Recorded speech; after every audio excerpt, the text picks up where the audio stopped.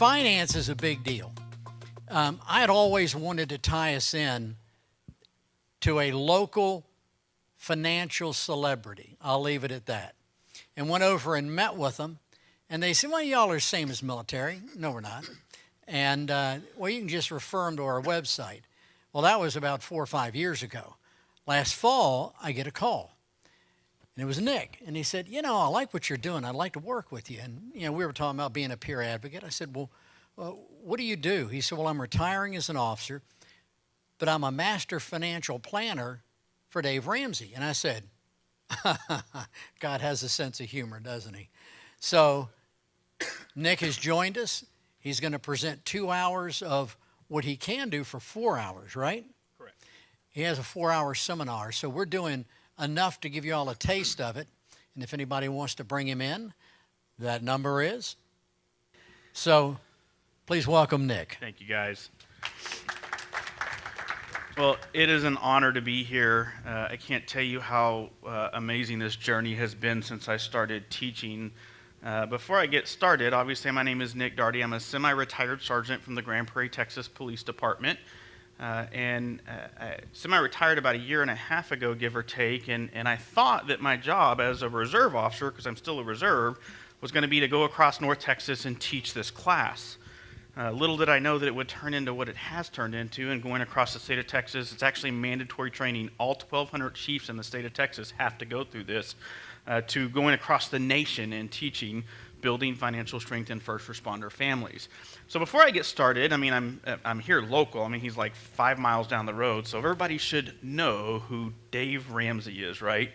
So for my folks out there on the web, if you don't know who Dave Ramsey is, Dave is a national syndicated radio show host. He's actually the #2 most syndicated radio show host in the nation, and he teaches people how to get out of debt and live a debt-free lifestyle and build wealth. And so I'm going to tell you a little bit how I got started and involved with the Dave Ramsey program here in a sec.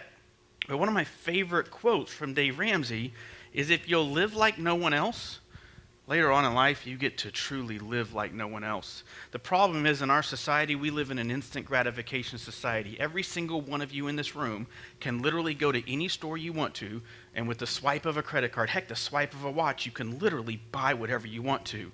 And let's face it, as first responders, we're really no different than the average civilian. We suck when it comes to money. We've all heard the horror stories of first responders that are stuck in the overtime cycle. And one of the things I loved about getting involved with serveandprotect.org was the fact that they focus so much on suicide and PTSD. And let's face it, I don't know that I've met a whole lot of people that have dealt with that didn't have some kind of a financial component to the problem. There's always that underlying tone. And you're going to learn to manage money whether you like it or not. You see, you're either going to learn to manage money, or the lack of it's going to learn to manage yourself. And so I do have a disclaimer. I actually have 2 that I have to go over. First and foremost, some of the things I'm going to talk about today are my opinion and are not designed to advise you on how to handle anything with your money, nor will listening to my opinions guarantee your financial success. I'm extremely opinionated when it comes to some of the things we're going to talk about today. I am an investment advisor representative. I'm registered in the state of Texas and the state of Washington. I own the Texas division of a firm conveniently named Serve and Protect Financial. That is a 100% owned and operated financial firm owned and operated by first responders. Basically, we're all cops and firefighters that help other cops and firefighters with their money. I'm a licensed life insurance agent in the state of Texas. I have to disclose that. I'm obviously not here to sell any of that stuff. I don't do that in this class. I'm also a Financial Peace University coordinator. I've taught FPU at my church. I don't get to do it as much as I used to anymore, just because of the fact that I teach this class so much. And what Rob referred to, one of the things I'm the most proud of is I'm actually a Dave Ramsey Certified Master Financial Coach. So what does that mean? It means I've been certified by the Dave team to be able to do intensive one-on-one financial coaching for people in financial crisis. Doesn't mean I'm an employee of his, just means I've been trained by him. And so obviously, being a first responder, I focus on first responders. And I have literally coached hundreds of first responders from all kinds of crises, from divorces to suicides to, unfortunately, officers killed in the line of duty, to just plain old, I got to figure out how to get out of debt. I got to figure out how to get through my medical debt. Do your own due diligence on educating yourself about your finances and how you wish to plan them. It's your future. Before I go into my story, because this is going to be online, I have to give the radio disclaimer. The views expressed are that of the host and is for informational purposes only, and in no event should be construed as an offer or to buy or sell securities. Opinions expressed are subject to change without notice and do not take into account the particular investment objectives, financial situation, or needs of individual investors. Neither IFP Advisors LLC or Serve and Protect Financial, DBA Independent Financial Partners, IFP nor its affiliates offer tax or legal advice. Interested parties are strongly encouraged to seek advice from qualified and or legal experts regarding the best options for your particular situations. So now that all the legal mumbo jumbo's out of the way, how did I become a nerd? Well, you got to go all the way back to my days as a high school kid. I grew up about as close to the poverty line as you can get. My dad's a paint contractor, still is. My mom worked in the retail industry. And the only reason I got anything really as a high school kid, my first pair of Nike tennis shoes I bought on my own because I was working practically full-time at a grocery store. We didn't have the money in the budget to buy things like that. And of course, I saved up to buy my first car, and it was a beauty. A 1989 silver Ford Festiva. If you don't know what kind of car that is, I want you to picture a bubble and put some roller skate wheels on it. That's about as close as I can get. And I was one of those stupid kids. We make fun of them on the streets. I like to put stuff in my car that was worth more than the car, so I put a stereo system in the car. I actually had a girlfriend whose mom made me a plaque that said basing bubbles, because that's about what I look like coming down the road. And I went to Cancun on my senior trip because I'd saved up enough money to go down there, and I had a blast. What 18-year-old kid doesn't have fun in Mexico, right? I come home, and I do what you're supposed to do. I registered to go to college at the local junior college, and I'm walking in the door on the first day of college, and lo and behold, what do you think I got bombarded with? Credit card offers. Why do they offer our kids credit card offers on the first day of college? I often get because they're naive, because they're dumb, because we don't teach them about this stuff. And it really is none of the above. You are dealing with the single biggest marketing entity to ever exist on planet Earth. They spend billions with a B on marketing, on how to get you to spend money on credit cards and how to get you to go into debt. And the reality is, it's really more about brand loyalty. They know that if they can sign you up for that very first credit card, that's likely the card that you're going to keep for the rest of your life. Think about it. Anybody in here willing to admit you still use the same bank your parents signed you up for when you were 16? I do. Why? I have no other reason other than that's what they signed me up for. I'll go even deeper on the marketing level. You want to talk about brand loyalty? Think back to the last time you actually changed your toilet paper brand. That's the power of brand loyalty. So I got a credit card.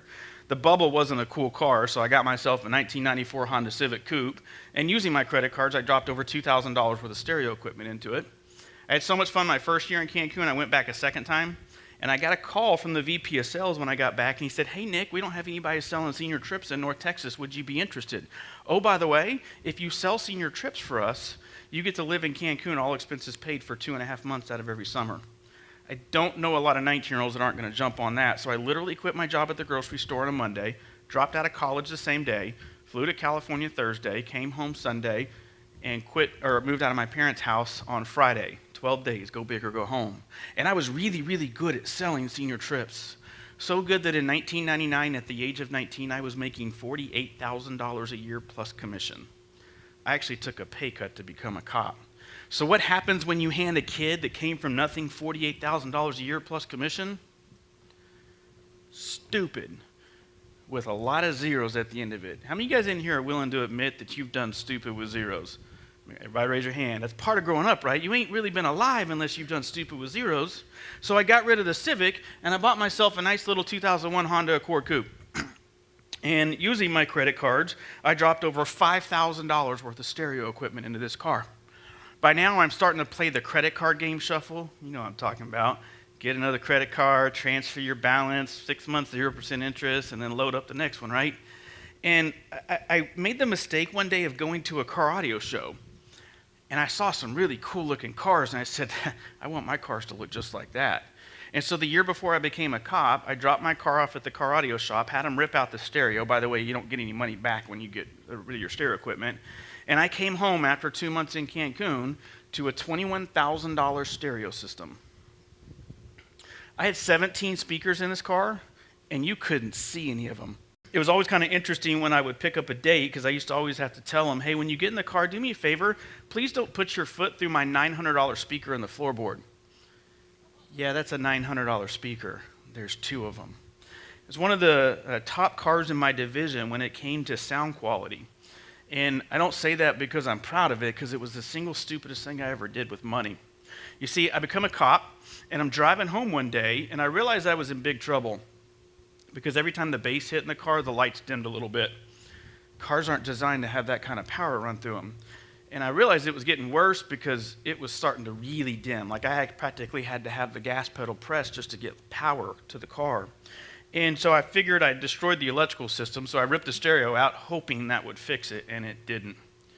And what was really scary to me is I was $7,000 upside down on the car. I couldn't sell the car for what I even owned on it. By this point, I'm also stuck in the overtime cycle. You see, if I don't work overtime, I can't pay my bills, right? So I got to work overtime and part-time jobs like crazy. And I needed to figure out a way to get out of this car. So I took it to a local dealership, and I found a really fun new game.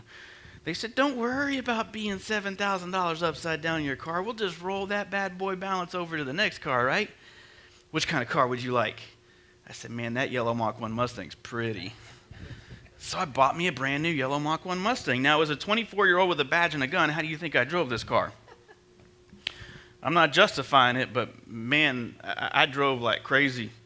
And I quickly realized that when you drive your sports car like we drive our squad cars, you have to change your brakes and tires every 6 months like we do on our squad cars. The difference is you take your squad car to the shop and they do it for free. They won't do that with your car. And so I quickly realized that $2,500 every 6 months wasn't a very good financial plan. By now I'm going on vacations. I'm living like the Joneses. I'm working overtime like crazy.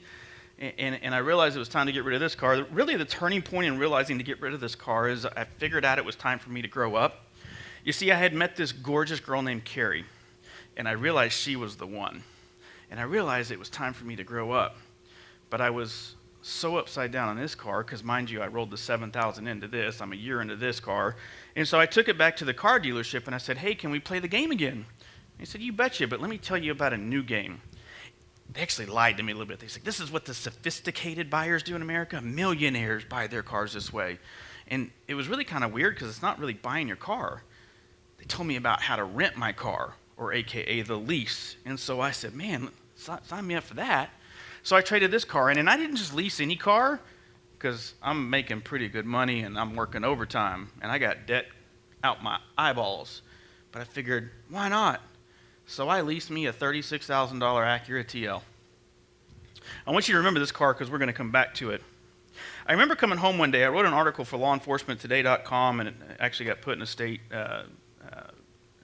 a police association magazine called In Service Magazine in Texas. And the title of the article was called Freedom.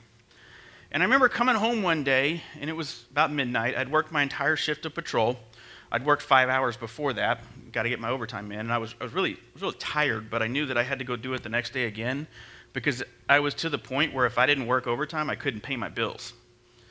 And in an industry where it's not a matter of if, it's when you get hurt, how much part-time work can you work when you're on light duty?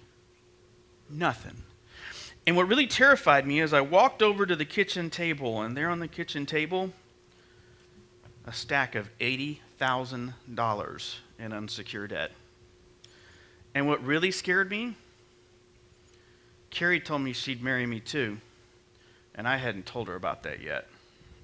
And so I had to go sit across the table from the woman of my dreams and explain to Carrie that the guy she wanted to marry was $80,000 in debt. Anybody want to take a guess at how much debt Carrie had? She was debt-free. So when I told her, you can imagine the look on her face, but I told her I got a plan. I was very fortunate. You see, I got out of training, and I had this veteran officer named Fran Nowak. He'd kill me if I didn't say his name since this is going to be online. And he was that guy that would go car to car with the officers and pound financial planning into their heads. When are you going to get out of debt, Nick? When are you going to buy a house? When are you going to start investing in your 457 plan and secondary retirement plans? And I got introduced to the Dave Ramsey program. And I picked up this book. And I read this book in 48 hours. I didn't read back then. I'm past the statute of limitation. In between every call for service, I was finding me a shade tree. I couldn't soak this up enough. And I went to Carrie and I said, Carrie, I got a plan. I'm going to use the principles that I learned in this book, and I commit to you, before we get married, we're going to walk into our marriage 100% debt-free. And I worked 1,000 hours of overtime over the next 24 months. And on March 3rd, 2007, we got married. On March 2nd of 2007, I got to scream at the top of my lungs, I'm debt-free. Guys, that was 11 and a half years ago since I've owed a credit card company anything. 11 and a half years ago since I've made a car payment. 11 and a half years ago since I've made any payments whatsoever except for a mortgage payment, and that's almost done too. And that's why the article was called Freedom. So I became the Dave nerd at my department. And fast forward 6 years ago, Chief Steve Dive became our chief at Grand Prairie, and he heard about the Dave nerd downstairs and said, hey, I want you to start teaching our recruits about financial wellness. That class became the 4-hour version, and a couple of years ago I decided that it was time to branch out because I realized that a lot of my brothers and sisters in first responder land needed to learn about this stuff, and I needed to devote my life to teaching first responders about this, and that's how I ultimately met serveandprotect.org and got involved in this organization. So why talk about financial planning with first responders? I mean, I remember the first time I talked about this topic, I had to go tell my lieutenant I need some time to go teach at the academy, and he laughed at me. And he walked over and he said, you mean you're going to talk to a bunch of grown men and women about money? And I said, yes, sir. It's about time we started having that conversation. You see, we talk to our cops and firefighters about how to eat right. We talk about fitness. We're even starting to talk about the mental wellness of things, but we don't talk about money. Think about the stress that you guys are under in this industry, especially my cops. It lessens the stress of a first responder who already works an extremely stressful job. You might know what the number one cause of divorce in America, or the number one cause of money fights in America. What is it? Marriage. You got it. Money. Money is the number one fight when it comes to marriage. And the studies are overwhelming. Time and time again, it's always the top component to fighting in a marriage. Now, who wants to take a guess? I mean, they say 50% of our couples nationwide get divorced. Who wants to take a guess at what our divorce rate is when it comes to first responders? It's kind of scary. Depending on the statistics you look at, some say it's the national average, some say 65 to 75% of our cops and firefighters get divorced. I mean, you know the old saying, you're not really truly a first responder till you get divorced once or twice, right? I mean, heck, I know people in Texas that have to go get married in Oklahoma. There's a limit to the amount of times you can get married in the state of Texas. And so you think about this. We throw money problems into the mix of a stressful job, and it's no wonder we have such a high divorce rate. I really stress this on my young guys. If I got anybody out there that's an FTO where they're training recruits or a chief and we're hiring recruits, we owe it to teach our first responders about this. You see, I don't have any stats to back up what I'm about to say, but I think our first responders that become rookies, I think they struggle with this even more. I think they get divorced at a higher rate. I mean, think about this. I'm gonna use the cop perspective. We hire a cop, and they're married. And we put them through a police academy for the next 4 or 5 months, and we teach them that everyone's going to lie to us, because they are. And we completely change the way they think about society. And then we put them out there in a squad car for the next 5 months of training, and we reiterate that just about everybody lies to us. And we expose them to the worst that society has to offer, and then they get off training. And we put them on night shift for sometimes the first time they've ever been in shift work. They're newly married. Maybe we add a baby to the mix, and then we add some overtime to the mix. And it's no wonder why I think our first responders get divorced at such a higher rate, because we change the way they are. The person their spouse married isn't the person they are today. This is a big one. Higher morale, which leads to higher work production and lower stress levels. The bars and stars love this one. But the reality is, if you are a financially fit employee, you will be a better employee. I tell my cops, if you're a financially fit cop, you will write more tickets and you will make more arrests. Why? Because you're not worrying about money at home. When I promoted to sergeant, I went to a shift and I got told, fix these problem children. And what I quickly found was some of my problem children, it wasn't that they didn't want to work. They were just exhausted. They were working 3, 4, 16-hour days in a row. I mean, it wasn't uncommon to find some of them in their truck sleeping overnight because they couldn't go home and sleep in time because of a late call. Now I ask you, if you're working 3, 4, 16-hour days in a row, and you're on your way back to the station to call it quits for the day, and you see that wanted felon, are you going to stop? Or are you going to go home? I'll tell you exactly what you're going to do. You're going to go home. And so it lessens the stress of an officer who already works a stressful job, and it puts you in a position to be a better performing first responder. This is a big one. Help your family if the worst occurs. I'm not trying to scare anybody in here, but you're all going to die. And in an industry where it's not a matter of if, it's when we're going to die, where we deal with death every single day out there on the streets, why can't we prepare our family for that day? Why can't we do a basic will or a legacy plan? And we're going to talk about that more in depth here in a sec. This one's my favorite, the ability to retire with dignity and hopefully have enough money to last your entire life, the live like no one else mentality. My mission for this class, I want a nation full of first responders that after 20, 25, 30 years of service, whatever your department requires, you have the ability to retire if you want to or stay if you want to. But that decision is dictated based on your love of the job and not because we're chasing a pension. I got some people I work with that they've been cops so long that if they retired, they would get a massive raise because that's just how our pension works in Texas. And I sat across the table and said, buddy, you got to go. Look at how much money you would make if you left. And he says, Nick, how much money do I have in the bank when it comes to investing? And it clicked because some of these guys have a couple $1 million in the bank. And you think, how do you get $1 million as a first responder? You start saving for this stuff the day you get hired. And you put yourself in a position where you're there because you want to work there, not because you have to. Because your investments and your savings and your lifestyle are going to help you retire, not your pension in those situations. A pension for these guys that's like a bonus for them because they've got so much money in the bank. But the problem in America is this is about what the average household financial situation looks like. You scratch your head every single day and you wonder why I can't get ahead financially. Why can't I get any feet on the ground? Because there ain't none. And you think about this. 75% of Americans are living paycheck to paycheck according to careerbuilder.com.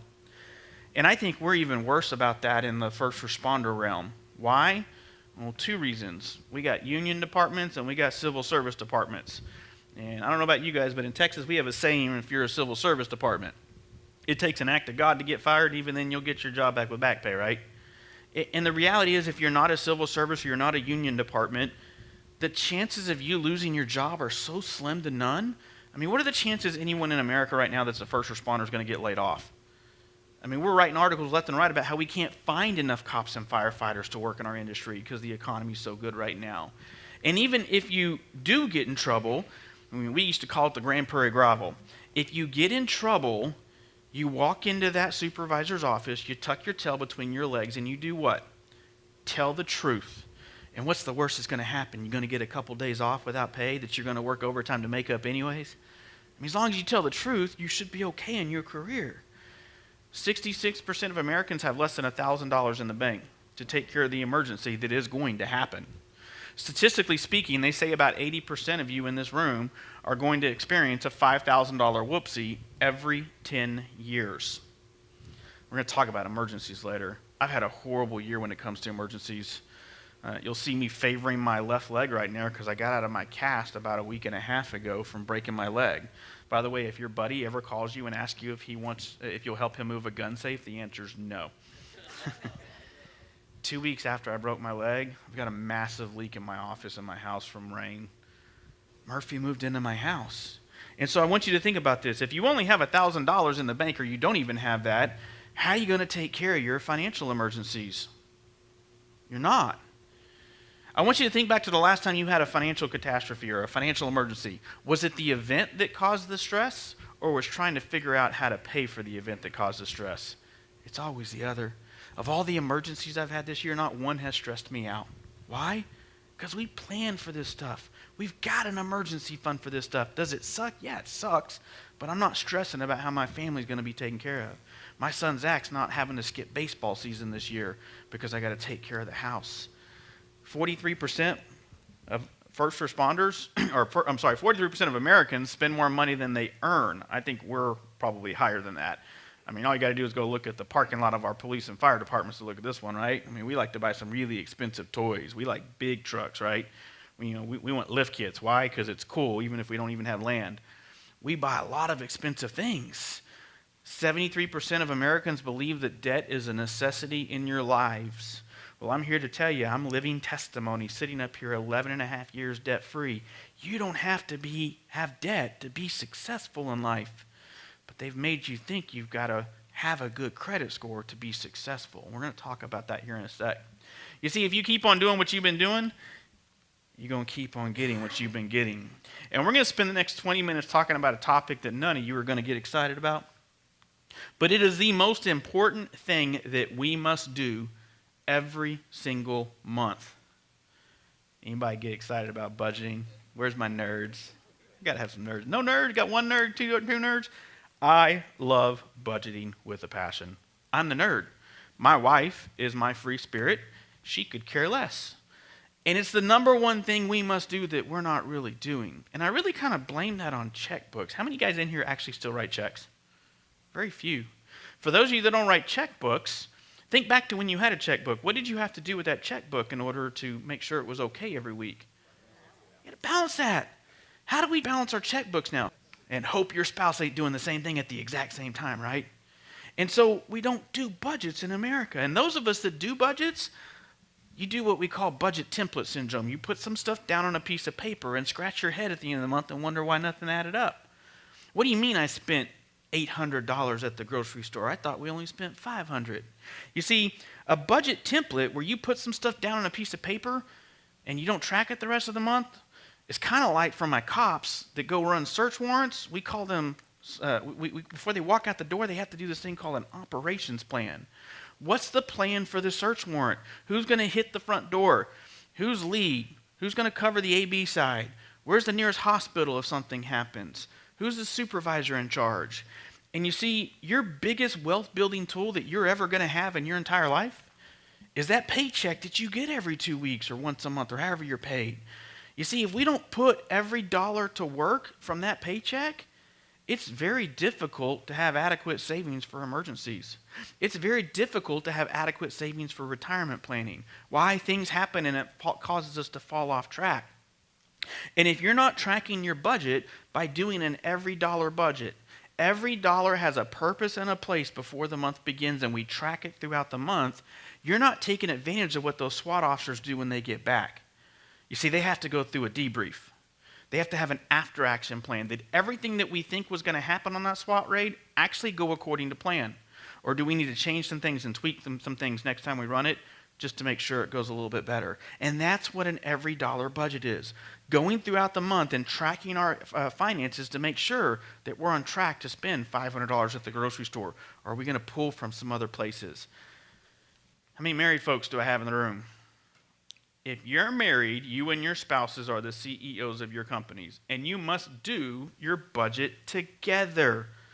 The number one fight I see in couples in crisis when I coach them revolves around this topic. We don't get together when it comes to our finances. We don't do budget meetings. We don't talk about the money. Heck, for a lot of us, we keep our money completely separate. You know, every couple I've ever coached in financial crisis had one thing going for them: separate accounts. None of them treated their budget together. And you see, if one of you makes $40,000 a year and the other one makes $50,000 a year, and you do your budget separately and you track your income separately like that, you're not taking advantage of the fact that you make $90,000 combined. That's a big difference when you're looking at a budget. The problem is 7 out of 10 couples in America don't budget together. And my family, of all the things we fight about, we don't fight about money, but we fight about budgets. Why? Because Carrie hates this topic with a passion. Matter of fact, we've had 2 arguments this month about the budget. Why? She thought because I was in Mississippi teaching on October 1st that means we didn't have to have a budget meeting this month. You know, that's how much she hates this stuff. But we've got to make sure we're on the same page with this stuff. Do I have any single folks in the room? If you're single, oh, by the way, first off, if you're married, if we'll start following this one principle and treating our money like it's one, you know, for my first responders, if you got to stay at home, they're working. And we got to make sure that their money, which is your money, is shared equally and stop holding it over each other's heads when it comes to this. Doesn't matter who makes more money than the other. We're one, right? For my single folks, it's extremely important for you to find yourself an accountability partner. Chris Hogan on Dave's team, I'm going to steal his term. He just started talking about this in the sense of he calls it a money buddy. Someone that you trust to share your financial plans about. Someone you trust to run through your budget on a monthly basis that's willing to help keep you on track. Someone you trust and that is also a good enough friend to look you in the eye and say, hey, stupid, it's a water pump on your car that went out. That doesn't mean we need to buy a new car. Fix the water pump, right? You see, I may be a nerd, but I'm a spender. My name's Nick and I like stuff. And if I don't have Carrie, my free spirit saver, to pull me off that ledge, I just go through times in my life where I want to buy things. I mean, guys, July sucks now. You might know why July sucks now for a spender. I used to only have to worry about Black Friday. Now I got Amazon Prime Day in July. And I just go through these periods of time where I want to buy things. Why? Because I'm a spender, and Carrie has to pull me off that ledge. And that's why it's important as a single person to have that money buddy to pull you off that ledge and say, hey, remember that vacation you wanted to take? If you do this, you're not going to be able to go because by the time you save for it, it's going to be cold.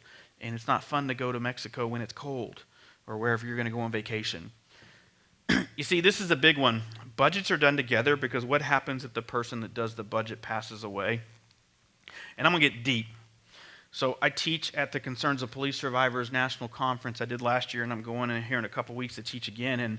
And one of the people that I had the pleasure of meeting told me their story and gave me permission to use it. And she says, I'm sitting down talking to my husband one day, and he says, hey, we should probably go through this budget because what happens if something happens to me? And she just kind of looked at him and said, stop talking like that. Nothing's going to happen to you. And I'm sure you can kind of tell where the story's already going. 6 months later, he's killed in a motorcycle accident in a local police department in North Texas. And here she is going through the worst time of her entire life. And she has absolutely no clue how to do the budget. Matter of fact, she didn't even know the passwords to get into the bank accounts to get money with 2 little girls. That's how serious this topic is. So let's look at a budget.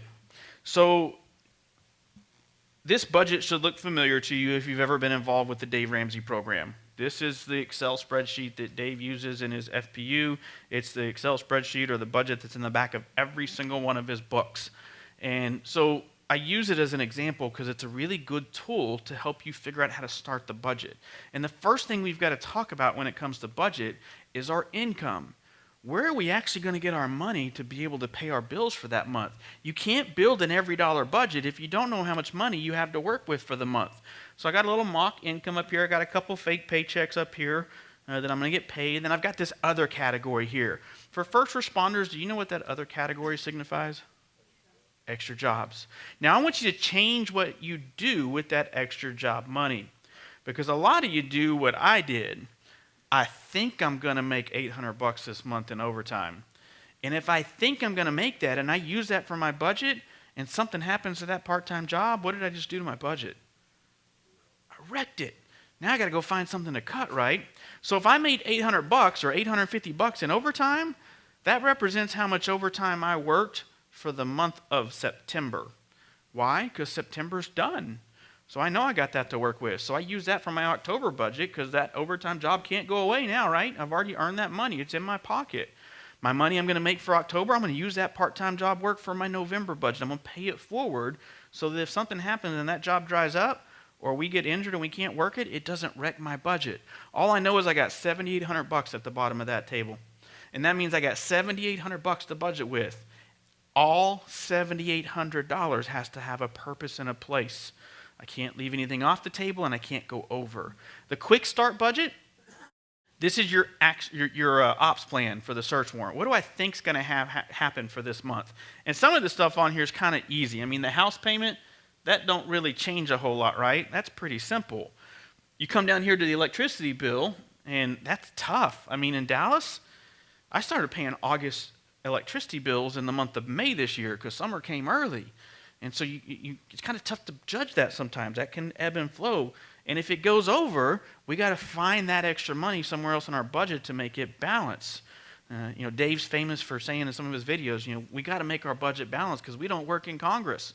We can't print our own money, right? If my electricity bill is lower than what it usually is, well, then that's extra money that I've got to make sure I give it a purpose and a place. Groceries. Number one biggest budget killer I see when I look at budgets. Groceries followed very closely by restaurants. Problem is, at the bottom here, we only budgeted for $6,200, and how much did we have to work with? $78, right? So if we leave $1,600 off our budget, what happens to that $1,600 throughout the month? We nickel and dime ourselves. Let's go here and there and here and there. It's really important for you guys as first responders, especially if you're on like a 12-hour shift. That's a long shift. And so what do? We start going and getting snacks here and there. And we start nickel and diming ourselves, and the next thing you know, we're over budget because we didn't track our money that month. The monthly cash flow plan, this is your budget where you start to track what you thought you were going to spend versus what you're actually spending. This is the tough one. I highly, highly recommend that you use a pencil when you do this for the first couple of months, because there's going to be a lot of erasing. Because for the first time, you're actually going to track your money and see where you're spending money. So when it's time to make the mortgage payment, that's easy. We just put that in there, and that zeroes out. It's taken care of. Our electricity bill, we went about $10 over. No big deal. That happens. We just got to find that $10 somewhere else. Ruh-roh, groceries and restaurants. We went crazy at the grocery store this month. You want to talk about the biggest budget killers? When I see someone do budgets, and the first question I get is, Nick, where am I going to find the money? That's always where it comes from. And when they track exactly how much they spent, it's an eye-opening moment. This is also the topic that causes fights. I remember sitting across the table from a couple one time, and we're working on the budget, and he's just laying into her. He's like, she screwed the whole budget up. She's sitting here, and she spent an extra $125 at the grocery store this month, and we had this all on paper, and she's going, I didn't spend any more than I normally spend every single week. Then how'd you screw the budget up? I'm like, time out, bozo, you need to learn how to count. And he goes, are you talking to me or her? I'm talking to you. Well, how's it my fault? She went to the grocery store. I said, because you can't count weekends. You see, we're in a trap month. It's October 2018, right? Anybody know how many weekends are in the month of October? 5. How many weekends are in the average weekend? 4. Did she go over budget, or did they just forget to add that there's a 5th week of groceries we got to buy that month? When you start to track your money every month, you start to see these little traps that happen. Unfortunately, if you're like me, I got a kid in daycare. And almost every time there's a 5th weekend, there's a 5th Monday, which means I got to pay for daycare. Last year was a great year. I finally found out what all my buddies are going through. I'm one of those that have never been divorced. There's actually more of us than you think there are when it comes to first responders. And my buddies used to always talk about it, and they used to go, man, I can't wait till my kid hits 18. I ain't got to pay child support anymore. And Zach started kindergarten last year. I got 1 out of daycare. What a raise that was. But you start to recognize these little traps. May's a trap month if you got kids. Why? Because you got to pay for all your summer camps. We're in a big trap month right now. It's a double whammy I'm going to talk about here in a sec. All I know is that we went $758 over budget because we forgot to add a bunch of categories to our budget. And there's only one way to fix that, and that's with a credit card or debt. Don't tell me you can use savings. You can use savings, but that only lasts so long. That goes away eventually, and we got to rely on debt. This is what a budget does for you, is it starts to tell you where you're lacking when it comes to budget. A budget is really simple. Your incoming should equal no more than your outgoing. As long as we're in that category, the budget should work out. Lump sum payment, we all have something that comes due once a year, once every 6 months. So you can be doing really good on your budget, and let's say your auto insurance is $600 every 6 months because you pay it twice a year so you can get a discount. And all of a sudden you're doing good, and then July hits, and bam, there's a $600 bill. Well, if we didn't plan for that, that can wreck your budget. So we got to start figuring out how to put some extra money back. If our auto insurance is due every 6 months and it's $600, we got to put $100 back in savings every month. So when the auto insurance bill comes, it hits, and we've got it. If you don't have any of these and everything comes due once a month, you do have this magical thing that happens once a year, every year, no matter what. You might know what that is? Everyone always says taxes. It's not taxes. I'm not trying to scare you, and I may be off by a weekend or two, but I think there's only 9 weekends left of Christmas shopping. Christmas comes on December 25th every single year, and what happens? We freak out about it, and we go spend like crazy. I know, I'm a spender. And then what do? We spend the oh-so-lovely months of January and February going out there and trying to find some part-time jobs and some really, really fun weather, right? You see, in Grand Prairie, we get to work unlimited overtime. We get to work a traffic enforcement program, so I can basically, not unlimited, but I can go work 27 hours of overtime a week. And we had this day in January of this year where it was 8 degrees.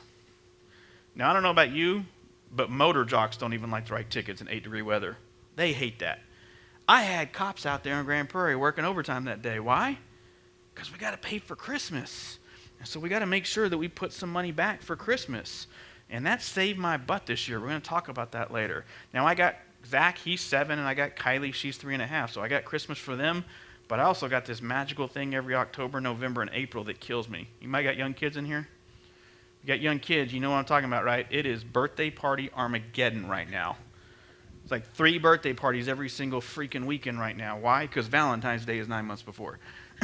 And so I know I'm going to have like 3 birthday parties every weekend during October and November. April's the other one. It's not as bad, but it's still there.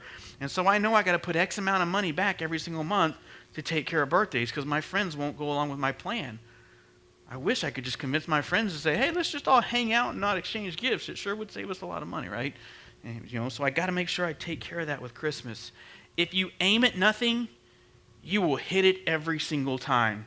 Zig Ziglar. John Maxwell says a budget is telling your money where to go instead of wondering where it went. There are all kinds of ways to do a budget.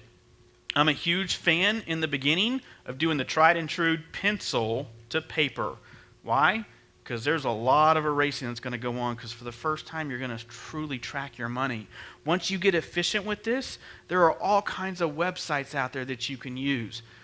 There's Dave Ramsey's everydollar.com, 100% free to use. You can literally have a budget in 10 minutes. There's YNAB. Got to pay money for this one, but you need a budget.com. There's Quicken, there's Mint, there's Microsoft Excel. There's all kinds of ways to do a budget. Word of advice when it comes to doing your budget online. I have built hundreds of budgets for families before. And I've always found that while I love using these programs for budgeting, it's always easier to build your budget for the first time on a computer. Then use your cell phone or your tab.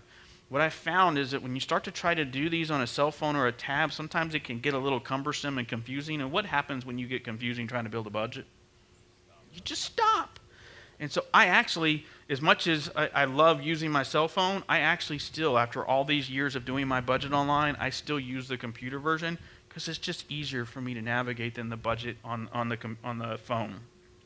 And above all else, this is going to be hard at first, especially if you've never done a budget.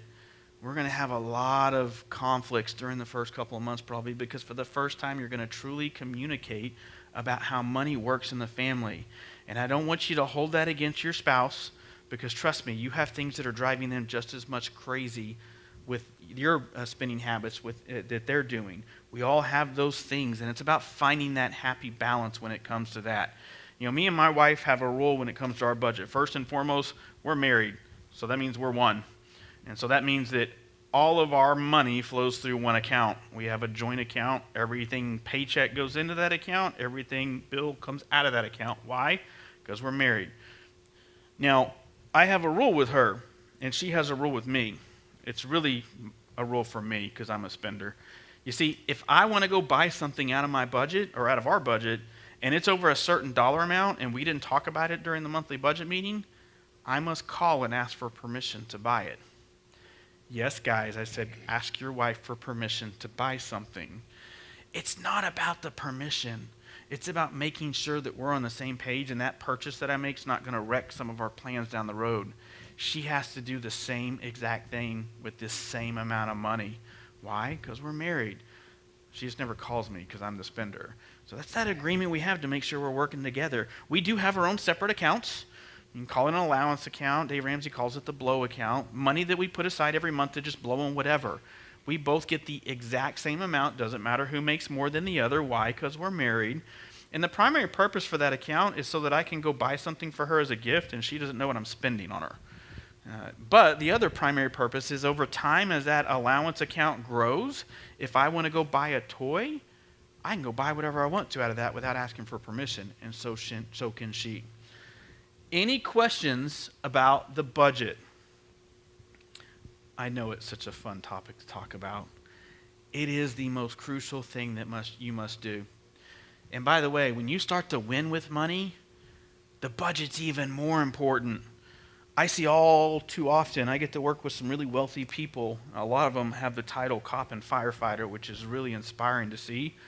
And the wealthier you get, the more important that budget is, because for some reason, when you start to get some money and you start to win with money down the road, you start to think, oh, I can get lax on this stuff. I can just spend whatever because we're good, right? And then old habits start to fall in and it gets people in trouble. The people that become ultra wealthy, even my first responders, are the ones that continue to work off that budget and make sure that money's working for them and not going crazy with it. Last thing I want to talk about with budgets. You see, we're first responders, which means we're type A personalities, right? We like to control things. And, especially for us, you work for a city where you got a lot of calls for service. My job is to log on my computer and basically go call to call to call all day, right? I ain't got a lot of time between calls. So my job is to go figure out what someone's problem is and fix it quickly and not really listen, right? And so the problem with that is we come home as first responders and we do one of two things. We either just say, I ain't going to deal with it, you deal with it, which is not good because now you're letting someone else deal with the budget without your input, and we need to do that together so that we can work together instead of working against each other. Or you get so controlling over the budget, it's your way or the highway, right? And we don't do this really important thing that our wives want us to do if you're a guy. I got several ladies in the room. Ladies, what's the number one thing you wish guys would do when you talk? Listen or shut up, one of the two, right? JasonHeadley.com puts that together. You can find it either on his site or you can go to YouTube and type in It's Not About the Nail. Man, how many of you guys had budget meetings that look like that? That's the way we communicate about this stuff. All right, we're going to shift gears for a sec. And we're going to talk about a topic that's near and dear to me. And it's will and estate planning. And I'm going to get on my soapbox here for a sec because this is the subject that frustrates me like no other. Why? Because I'd be willing to bet that 80% of you don't have a will. And that's just stupid. Do you know how many first responders that are killed in the line of duty don't have a will and their entire estate gets wrapped up in probate because we don't have a will? Who wins in these situations when a family's estate is tied up in probate? Usually the state or attorneys and attorneys' fees. What's even scarier, I have situations in Texas that I know of, multiple situations, where officer gets killed in the line of duty and they forgot to change the beneficiary on their pension and left their ex-wife, and they're married now with a new kid. Guess who gets the pension? The ex-wife. That's how scary this stuff is.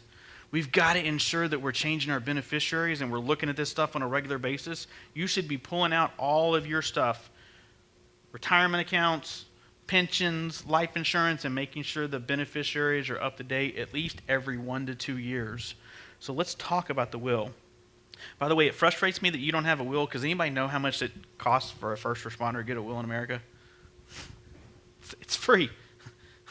If you're from the PD side, every police association practically in America, for the most part, will do a will. There's organizations out there like Wills for Heroes. They'll come in and do wills for your entire department for free. So there's absolutely no reason why we don't get this important document. So let's talk about the will. So first and foremost, what are the differences between a will and a living will? Because we need both of those. Well, first and foremost, a will is what you want to have happen to your estate. Who gets the house, who gets the cars, who gets the guns, who gets, again, some situations, the pensions. What are your wishes for all of your assets? Who do you want to get that stuff? Does it go to your family? Does it go to a charity? Those are the things you got to decide. You're going to have an executor of your will. This is the person that you're going to name that's going to come in and clear out your estate, basically. They're going to get rid of all your stuff and give it to your heirs, and they're going to take care of all that. So if you don't have a will, I want you to picture that person in your life that you would never, ever, ever, ever, ever want touching your money. Die without a will, and that just may be the person that they appoint as the executor of your estate. That's how serious this stuff can get. Guardianship of your kids, man, this is a scary one. You don't have a will? I want you to picture that family member, we all have one, that you would never want raising your children. That may just be who the judge appoints as the person that's going to raise your kids. That's how scary this stuff can be. So we also have the living will. what happens while we're alive. And there's usually 4 components to a living will. First is called the medical power of attorney. Who makes medical decisions on your behalf? If you're in a coma and you need an important surgery, who makes that decision on what happens? Do you get the surgery or not? This is that person that you deem that you're going to have for that.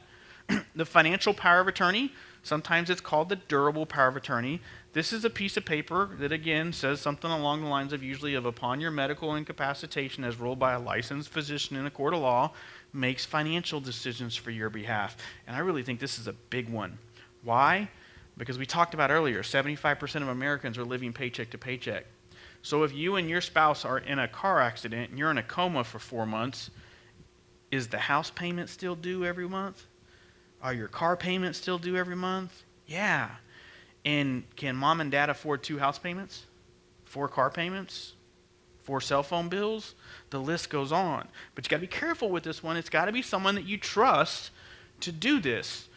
And not someone's going to take your bank account and go run off to Mexico. So it's a really important decision. Advanced medical directives. My fire guys are really familiar with this one because they deal with this a lot. Do you want to be resuscitated? Do you want to be on life support? Do you want your organs donated? Those important discussions. And then a HIPAA release, a general piece of paper that says no matter where you've ever gotten medical treatments, this gives that person the authorization to go get those medical records to make those decisions. Now, if you're married, typically your spouse is going to be your executor of your will, but you're going to name a backup in case something happens to both of you guys. Now, in the first responder land, we like to play what-if games, right? Because that's usually where most Americans stop, is spouse, backup. I like to have a backup to the backup. Why? Well, the executor of my will is that retired officer, Fran Nowak. The problem is, Fran's 65 years old right now. And so what happens if Fran dies yesterday, my wife dies today, and I die tomorrow? Who's the executor of my will now? So we got to have a backup to the backup to the backup. And again, reach out to your associations because you can usually typically get a free will from your association. Now, disclaimer, I'm not an attorney. I'm not here to give you advice about your estate planning. I'm just giving you some basic general definitions. So consult with your association attorney reps and consult with the state attorneys to find out exactly what you guys need. I also like the legacy planning aspect as well. I like to take it one step further. And I like to have, I call it my accordion file. And so Carrie knows that if something happens to me, she's to go to my safe and open the door and get out the accordion file. And it has everything about our finances in there. So what goes in the accordion file? Well, first and foremost, the first section of my accordion file is a basic letter to my wife. What's the purpose of this accordion file? I've got letters in there to my mom and dad and her mom, just in case something happens to both of us. It's called a legacy journey. Dave actually used to call it a love drawer and calls it the legacy journey now because we're leaving a legacy to our family in this sense. So I do something every year that's tough. And if you have kids, I just suggest you take the whole day off when you do this. You see, Kylie's 3.5. She ain't going to remember anything about me. Zach is 7. He's going to remember bits and pieces. And so every year in January, I write a letter to my kids telling them what we did that made mom and dad proud over the last year. It's about leaving a legacy. So if something happens to me, they can go read the legacy of what we got to do. Here's the cool thing about that one. If you do that every single year, when they turn 18, knock on wood, nothing's happened to me, guess what I'm going to give them? The most impactful gift that they probably ever get. Leaving a legacy. The second section of my accordion file is the will and estate plan. Something happens to me, Carrie knows this is where you go for the will. There's a letter in there that says, if I die, this is the attorney I want you to call to start the probate process. I don't want her to think about that stuff. Why? She's mourning. I want her to be able to look at stuff and everything's done. Where's the living will so that if something happens to me, she can take it to the doctor and say, Nick really did want his organs donated. Here's the paperwork. The next section is a copy of a statement from every financial institution we do business with. Why? So she can find the money. Don't have to update it, all too often, but it's just, okay, yeah, you do bank with this bank. Here's the account number, so I know where to go to say, hey, something happened to Nick. Can we get our money? So they can find that stuff. Username and passwords to everything. The best part about leaving law enforcement full-time a year and a half ago was no more CJIS compliant passwords. Jesus, I hated those. Well, here's the problem. Our home life is no different. We got passwords out the wazoo. And so we have our passwords listed out so that something happens, she can figure out how to do that stuff. I use a program that stores it so she can go to that one program. Most importantly, so she can close out my Facebook and my email, but most importantly, so she can pay the electricity bill. That's how much she hates this stuff. I keep threatening her and telling her I'm going to make her pay the electricity bill for a couple months so she gets this stuff, and she keeps laughing and saying, I hope you like living in the dark. But so something happens, she needs to know, how do I pay the electricity bill? How do I pay the water bill? Again, about legacy planning.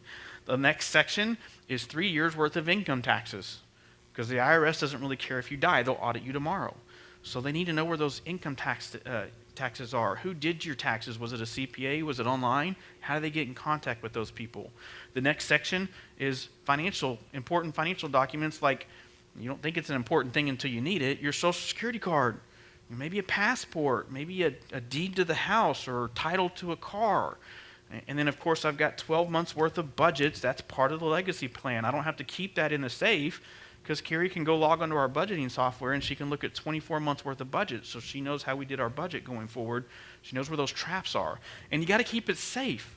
I keep mine in a 1,000-pound safe that's attached to the concrete that I was smart enough to pay someone to move. You see, it's a 60-minute fireproof rated safe. Heaven forbid that safe needed to be 61-minute fireproof rated. So I have backup copies in the cloud. I have backup copies with family members just in case. It's about leaving a legacy. And that's the importance of a will. It's a tough topic to talk about.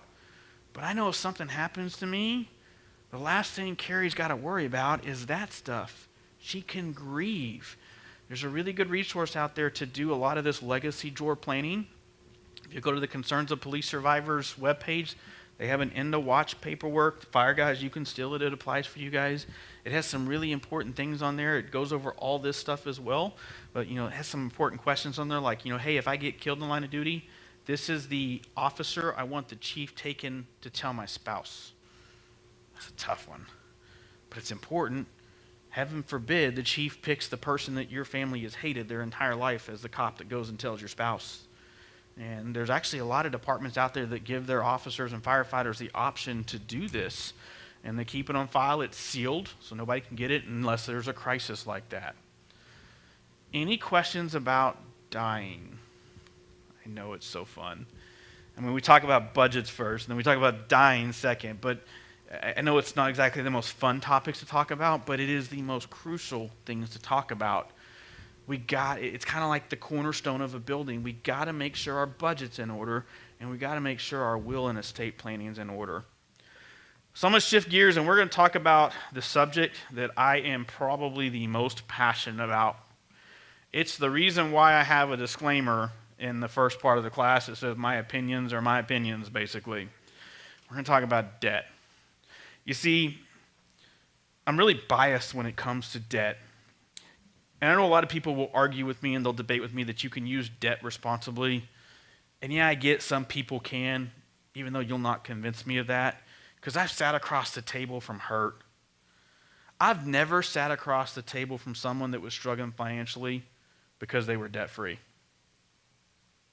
I've never sat across the table from someone that was struggling financially because they didn't have a house payment. But I've sat across the table from a whole lot of people who were hurting because they were in debt up to their eyeballs, and they couldn't make their payments. And, Mark Cuban, I think he knows a little bit about money. He's got a couple billion of that, I think more than a couple billion. He says if you take out a loan, you're no longer the boss, your banker's the boss, and you're no longer in a position to do whatever it takes to survive. And let's look at what it takes to have a good credit score in America. You see, 11 and a half years ago, when I got rid of my last credit card, you know what my credit score did? It plummeted. It dropped like a rock. Why? Well, we got to look at the FICO score, the credit score, to see how they calculate this stuff. You see, 30% of your credit score is based on how much debt you owe. 35% is based on how well your payment history is on your debt. 10% is based on your debt mix. 15% is based on how long you've been in debt. 10% is based on new debt. So when I got rid of my last credit card 11 and a half years ago, why did my credit score drop? Well, I didn't owe anything except for a house, so that was kind of a hit. I didn't have a mix because I only had a house payment. I had no new credit, so there was 50% of my score gone. You know, someone is likely going to win a lot of money tonight.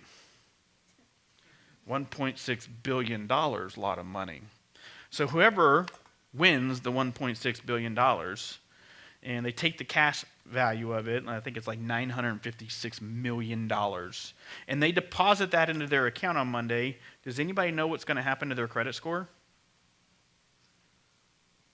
Absolutely nothing. Doesn't matter how much money you have when it comes to your credit score. It matters how much debt you're using. You know, Dave tells a story. I love to repeat this story. Dave tells a story about how, you know, his credit score is 0 because he doesn't believe in borrowing money. And he talks about how he can't walk into an apartment complex here in Nashville, Tennessee and rent a one-bedroom apartment because he doesn't have a credit score. But he can write a check for the whole complex. That's the society we live in, though. We've had banks tell us that you have to have credit scores to be successful, and we're constantly bombarded with it. And you see, I kind of like to compare this bar graph to debt. You see, I bet a lot of you in this room have gone to a bank and you've opened up a bank account and you said, thank you very much for paying me 1% on my savings if you were lucky. You know, up until recently, you're probably getting close to like 0.1% in the bank.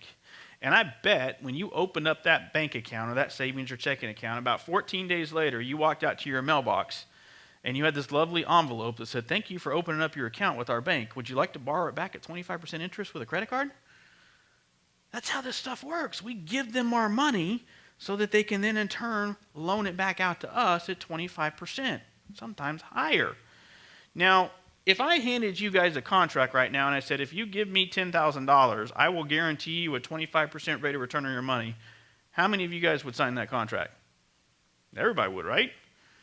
Well, here's the cool thing, guys, is if you have a $10,000 credit card balance and you're paying 25% on that credit card balance and you pay that $10,000 off this year, guess what your effective rate of return is? It's 25%. It's the same percent if we just pay off the credit card. And you see, these bar graphs kind of represent buildings to me. I mean, think about it. We open up an account, we make 1% of our money in a savings account. It's kind of like working our butts off and getting a nice little one-story home, right? Maybe if we're lucky we get a two-story home, right? But the problem is that we start getting credit cards and we start paying 25, 30% interest. And it's kind of like they're buildings. You see, the next time you look out over any major skyline in America, do you know what you're looking at? Banks. In Dallas, this is the tallest building in Dallas. It's called the Bank of America Plaza. Second tallest building in Dallas is the Comerica Tower. Third tallest building in Dallas, the Chase Tower. In Houston, the tallest building in Houston is called the Wells Fargo Tower. The second is Chase. They have two big buildings in Texas. Why? Because we give them all of our money. Some studies show that the average American gives about 25% of their take-home pay to a bank in the form of debt repayments every single month. Why? Well, because we have what's called stuffitis, the art of buying things that we can't really afford using plastic. And trust me, I had the King Award with this. I mean, you don't buy $30,000 worth of car stereo equipment and not have an addiction to stuffitis. Why? Well, in total, Americans, and a lot of these stats are from, almost all these stats are from nerdwallet.com. American consumers owe $13.1 trillion total in debt. That was earlier this year. It's a lot higher now. You know why it's so much higher now? What's our economy doing right now? It's humming. And as the economy does good and more people get jobs, what do we do as a society? We spend more money. We borrow more money. I mean, think about it. In the crisis of 08, when the economy was in the tank, were we spending a bunch of money? No, because a lot of people didn't have jobs. More importantly, you couldn't borrow money back then. Banks wouldn't even give you money because of the crisis that was going on. 1.1 trillion is what the total debt in America was for credit cards. According to NerdWallet, average interest paid on a credit card is $904 per year in interest. $8.74 trillion is tied up in the largest thing we buy that actually does go up in value, our homes, our mortgages. The largest thing we buy that goes down in value, the largest investment you have that goes down in value, cars. We owe $1.21 trillion in cars. Anybody disagree with me that your car's an investment? It is. You see, in the financial world, when it comes to investing, we have investments that go up and investments that go down. And this is one of those that almost always, unless you've got a classic car, goes down in value. This next one scares the you-know-what out of me. $1.5 trillion in student loan debt. Why is that scary? Because 10 years ago, it was only $500 million. We've added $1 trillion to our student debt loan. And one of the things that's going on in law enforcement, and I'm not going to get in the debate on this one, is a lot of these big city departments now are requiring their agencies and requiring their officers to have a bachelor's degree in order to become a cop. And I'm not going to get in the argument of whether that makes you a better cop or not, but what I will say and what I preach to my chiefs in Texas is that you need to understand the unintended consequences of this. I mean, think about it. If you have to have a bachelor's degree to become a cop, we put you through the academy, then we put you through training, we put you out there on the streets, what are you going to start doing right away?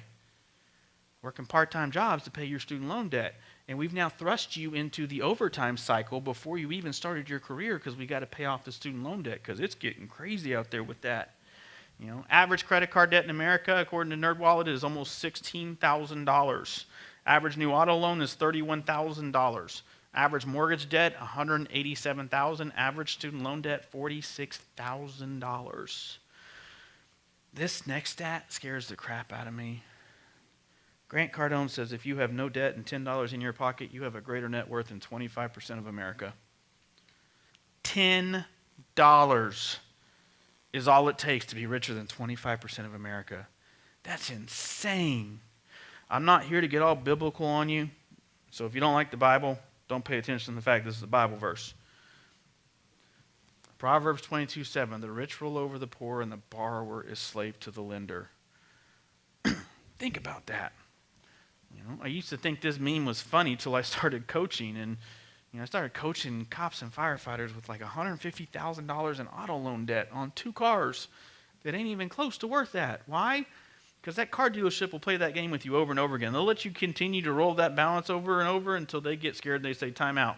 Because even they reach a certain point where they say this ain't working no more. And all too often I see first responders get into that mix.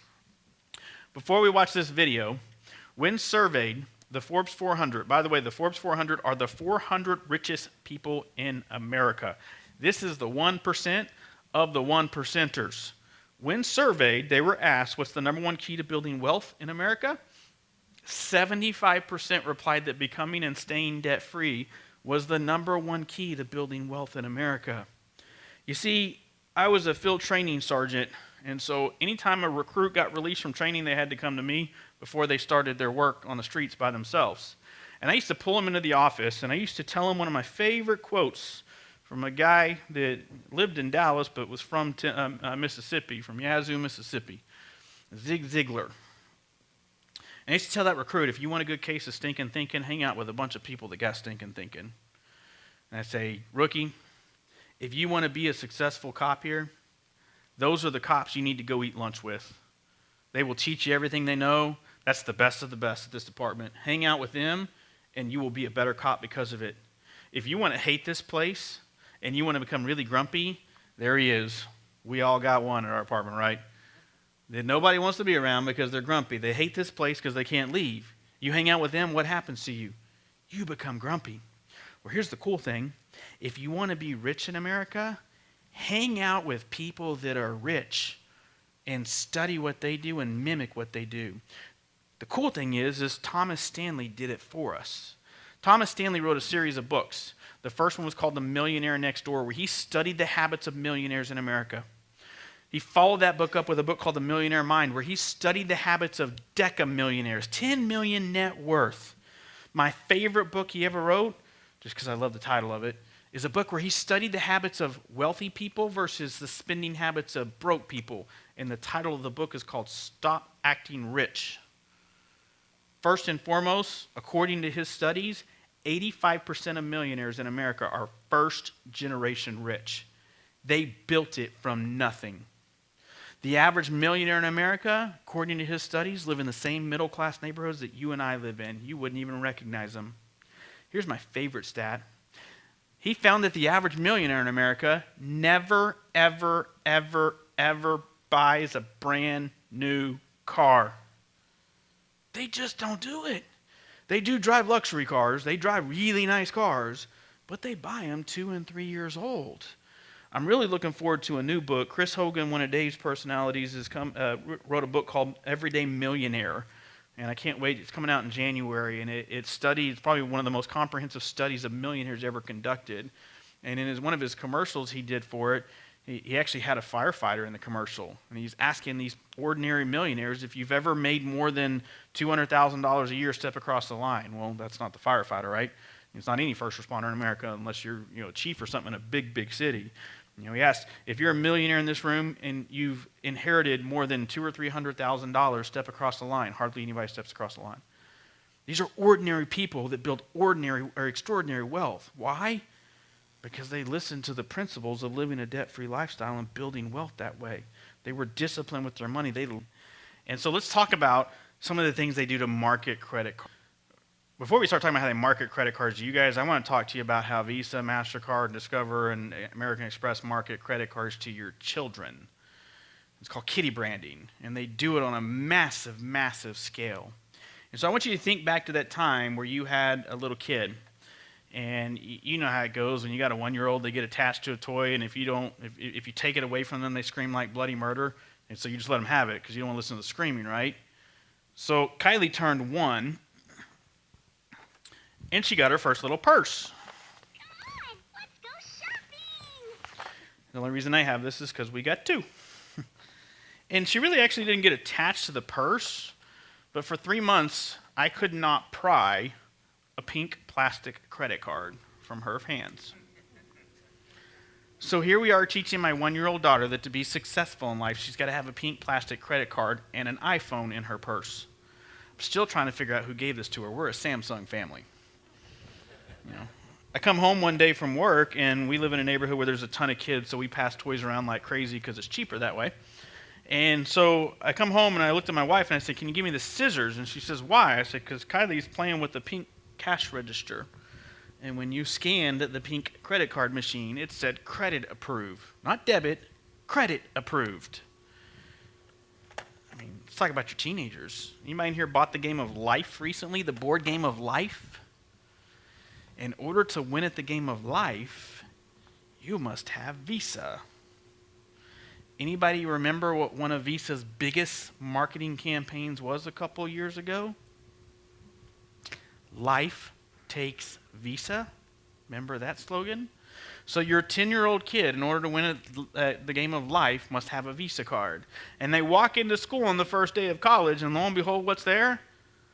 Life takes Visa. I mean, Barbie's been in the mix for a while. That don't say portable debit card reader. Barbie started back in the 90s when MasterCard paid Barbie $1 million to produce, some of you guys may remember this. I remember Cool Shopping Barbie. That was a ploy for credit cards. Why? Listen to the video. Listen to what Barbie says when she scans her MasterCard. I'm cool shopping Barbie, got the coolest shop at the mall. Getting ready for my sale, the biggest sale of them all. Lots of great buys. Me too. Try this size. This purse is you. Listen. Ring it up. Credit approved. Cool. Credit approved. I mean, if they're marketing credit cards to your kids that much, what do you think they're doing to market credit cards to you guys? So let's talk about the myths that are credit card marketing. First, I always pay them off mentality. Well, you ever heard the saying, if you play with a rattlesnake, what happens? If you play with it long enough, what happens? You get bit. And the credit card companies know this. They know the stats. They know that 75% of Americans are living paycheck to paycheck. They know that 66% of Americans have less than $1,000 in the bank to take care of the emergency. They know 80% of you are going to have a $5,000 emergency every 10 years. And they also know that 65% of Americans don't pay their credit cards off every single month. The stats are overwhelming for that. Here's a big one, 0% financing for 12 months, aka 12 months same as cash. I learned this one from Dave directly. Changed my life and really frustrates my wife too. My wife hates this one. See, I kind of embarrassed my wife on this one because, I don't do this anymore. We've all done it. I've done it. And let's use this scenario. You have an emergency and your refrigerator goes out. That's an emergency. We got to get a fridge, right? And you walk into Home Depot or Lowe's and you say, hey, Home Depot or Lowe's, I need a refrigerator. I really like this $1,200 refrigerator, but I don't have the money for it. And they say, don't worry about that. We got 12 months, same as cash. As long as you can pay $100 a month, right? And you think, well, I can afford $100, and so we buy our refrigerator. Well, what happens if you don't pay that refrigerator off in the next 12 months? You got to pay all the back interest. 88% don't pay it off in time. That's crazy. Back interest can be like 35, 36, 37%. It's usually a lot higher than a credit card interest is.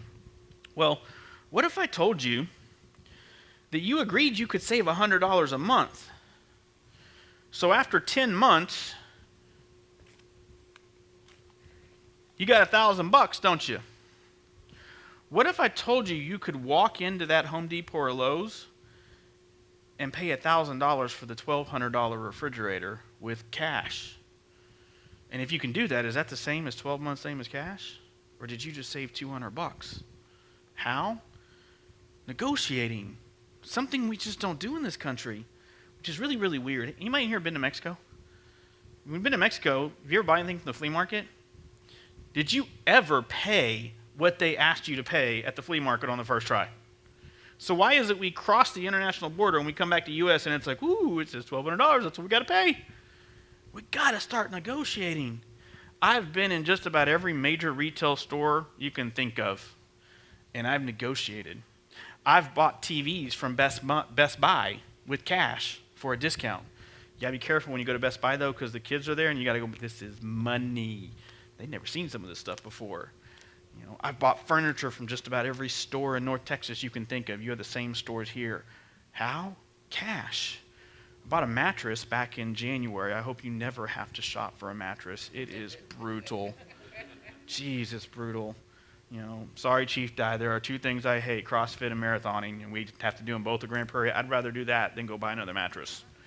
And so here I was with a mattress. And when I talk about things with myself, I'm not trying to sound arrogant, but I've lived like no one else, and I get to live like no one else now.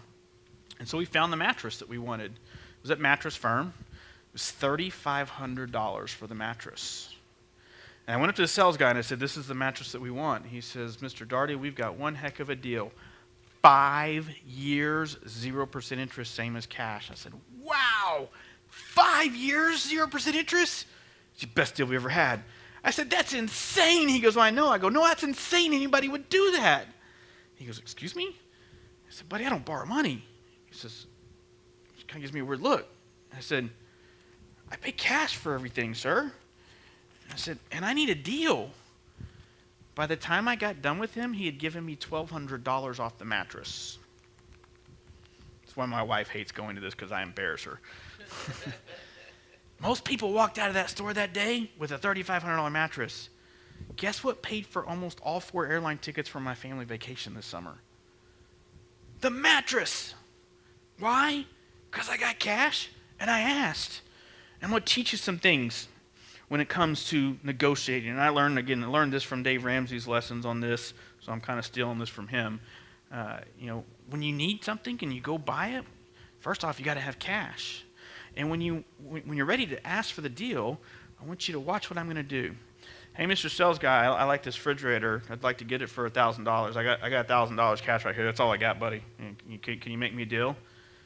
I'm sorry, sir. It's $1,200 for the mattress. That's not good enough.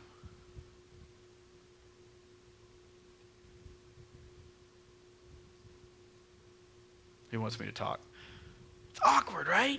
The kid's like, can you get my manager? The manager comes, I give you $11.50. That's not good enough, and shut up. And for my cops, what do we do out there on the streets? We shut up, and the bad guys just foam at the mouth, right? Because they can't take the silence.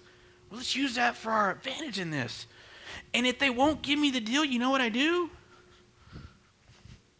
I walk out. I bought a TV from Best Buy in the parking lot one day. That really embarrassed my wife.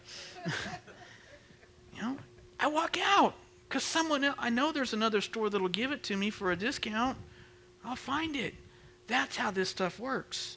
So 12 months is not the same as cash, I assure you, every single time. I get cash back and airline reward mentality. So let's talk about the airline reward cards. Traditionally, and this varies, there are some cards out there that offer no membership, but I typically see airline card miles charge you about a $75 $75 annual fee to use the airline miles. And I know there's some people out there that actually use it for airline miles, but the reality is it's a very, very small percentage.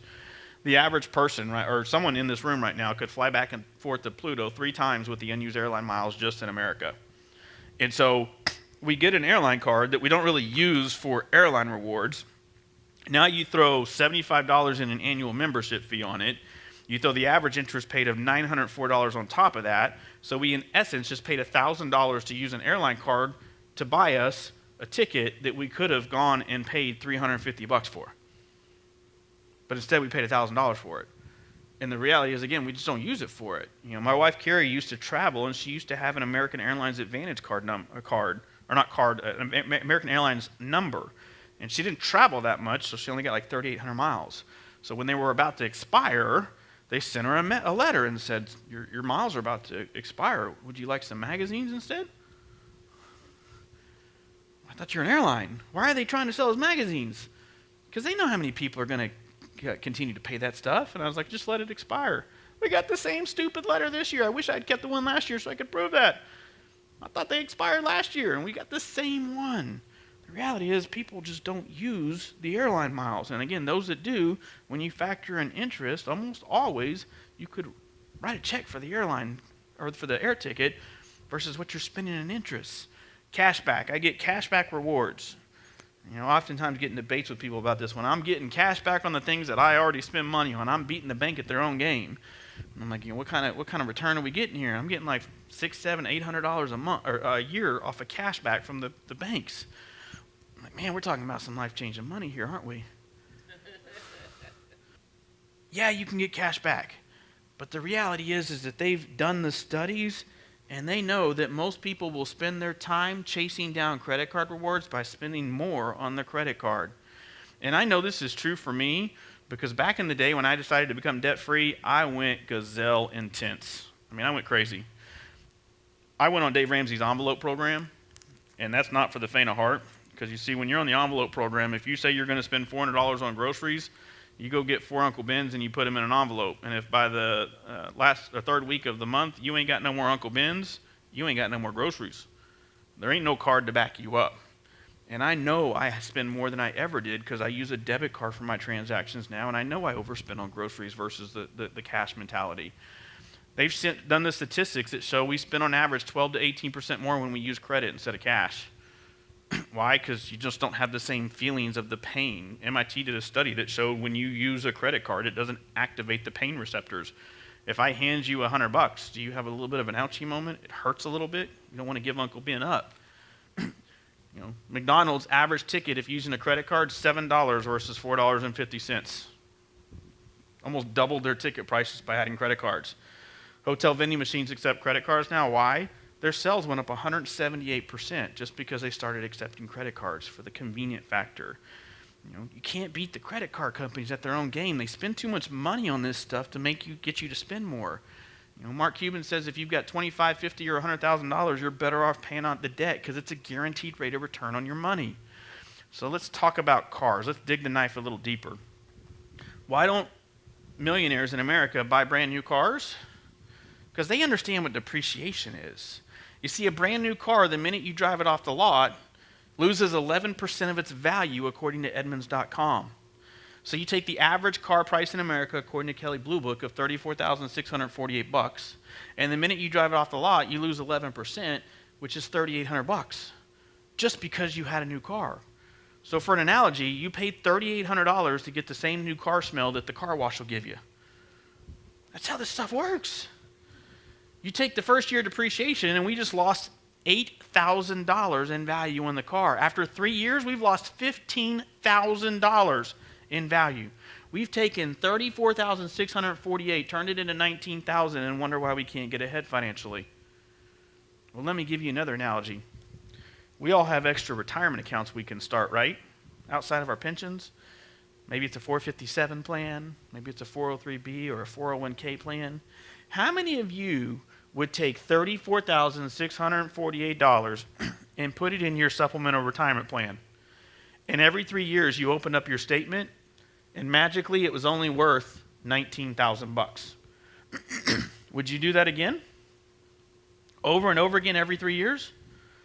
So what's the difference between that and your cars? What's the difference? It's the same thing. The numbers are exactly the same.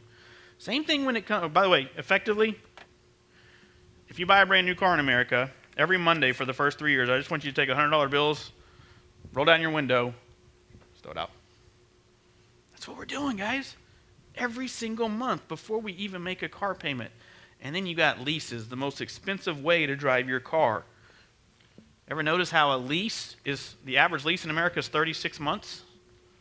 When does the car lose most of its value? 3 years? You mean to tell me you're renting your car, you're going to pay the depreciation so you can turn that car back in at its most profitable state? Because that's really its most profitable state, is a 3-year-old used car. In the car market, car dealers make more money off of used cars than they do new cars. The commissions are higher on the used cars.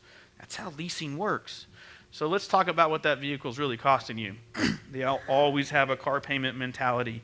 The average loan in America right now I'm seeing is about 72 months. I'm actually seeing some people in crisis with loans out to 10 years on a car just to get the car payment down to what they can afford. So the average monthly payment is $515 for a new car. I actually just looked up this stat this morning. It's $523 now. $371 for a used car. That's closer to $400. NerdWallet's starting to update some of their stats as we get close to the end of the year. So if we finance a car at $31,000 at 4.56%, which used to be the average percent, I don't think that's the case anymore because interest has gone up. Over 5 years, you're going to pay $3,600 in interest. Over $4,300 over 6 years. You ever walked into a bank and wondered why they have nicer furniture than you do? Because we give them all of our money. What kind of vacation can you go on every 5 years with $3,600 and save?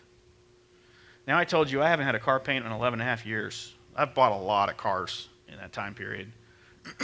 The difference is that when I go buy a car now, I walk into the dealership and I write a check, cash in hand on the spot. How? Well, you see, on March 3rd, 2007, we got married.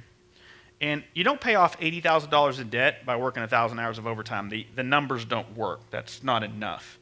You got to get rid of some stuff. So what did I get rid of? Remember that Acura? I loved that car. It was my favorite car I've ever driven. And I got rid of it. And I rolled the balance of it into an Altima for my wife, and I took her 2001 Ford Mustang that was beat up, but it was paid for. I started driving that. And we made our last payment to Nissan Motor Corp on March 3rd of 2007. And on April 1st of 2007, I wrote a check for a $500 car payment again to myself. And I put it in a fund in my bank, and I called it my car replacement fund. Now let me ask you, how do you pay cash for a car? If you've got a $5,000 car and you save $500 a month for 10 months, how much do you got? $5,000, right? Plus your $5,000 car. Can you go into a dealership and write a check for $5,000, trade your car in, and get you a $10,000 car without a payment? Can you do the same thing for 10 more months and buy you a $15,000 car? And for 10 more months buy you a $20,000 car? You bet you can. You see, my wife hit me really hard about 2 years ago. She's like, Nick, you need to practice what you preach. Like, what do you mean? She said, well, you drive decent cars, but you get up on stage all the time and you tell people if you drive like no one else later on in life, you get to drive like no one else. Stole that from Dave, too. I said, you're right.